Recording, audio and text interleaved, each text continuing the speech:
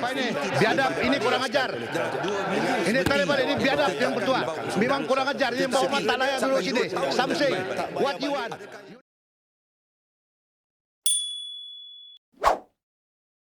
Bagaikan tidak gentar saman yang difailkan terhadapnya, Datuk Seri Anwar Ibrahim mengulangi gesaan dan cabaran supaya Tun Dr. Mahathir Mohamad mendedahkan segala aset dimiliki diri serta keluarganya. Menggunakan pentas Majlis Rumah Terbuka Aidilfitri Kerajaan Negeri Sembilan dan Malaysia Madani, Perdana Menteri mendakwa, gesaan sama sebelum ini pernah dilontarkan beliau kepada bekas Perdana Menteri itu tetapi masih belum dijawab sehingga kini. Sebab itu, saya tanya Tun Dr. Mahathir, Tun Daim Zainuddin yang kaya bilion-bilion. Tidak mengapa kalau mahu berjuang untuk Melayu, saya setuju.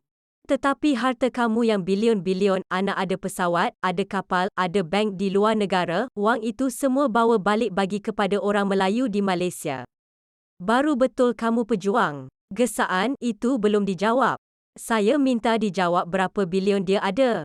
Daripada mana dia dapat kekayaan itu, pulangkan balik wang itu ke Malaysia ini, katanya.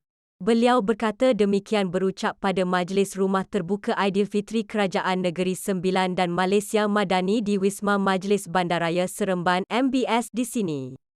Turut sama hadir Timbalan Perdana Menteri, Datuk Seri Dr. Ahmad Zahid Hamidi dan Menteri Besar Negeri Sembilan, Datuk Seri Aminuddin Harun.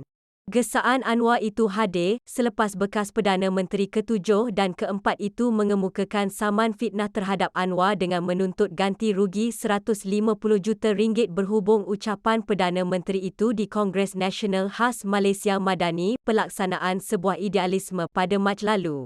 Dr. Mahathir mendakwa kenyataan Anwar dalam ucapannya pada Kongres itu membawa maksud beliau membolot harta untuk keluarga dan kehilangan harta, aset atau saham orang Melayu adalah berkait dengan harta, aset atau saham milik keluarganya.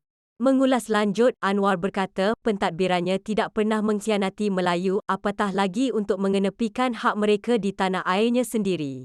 Ada yang usul dari tokoh Melayu, Tun Tan Sri, heboh mahu jaga Melayu. Melayu sudah habis, dakwanya di bawah pentadbiran sekarang. Katanya, Anwar tak boleh harap dah, Ahmad Zahid tak boleh pakai. Tetapi saya tanya mereka, yang kita ianat ini apa? 6 bulan ini yang kerajaan ianat apa? Saya bagi hak bahasa Melayu, keistimewaan Melayu, dipertahan, projek untuk Melayu, sebab kita pertahankan dasar sedia ada, katanya.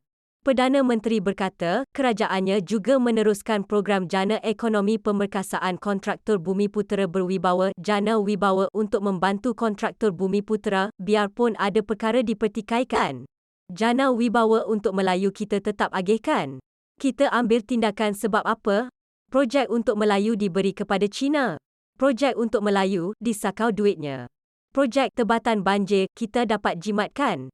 Laksana dengan teratur. Kita jimatkan RM2 bilion dan kita tambah projek di Kota Tinggi dan Batu Pahat di Johor.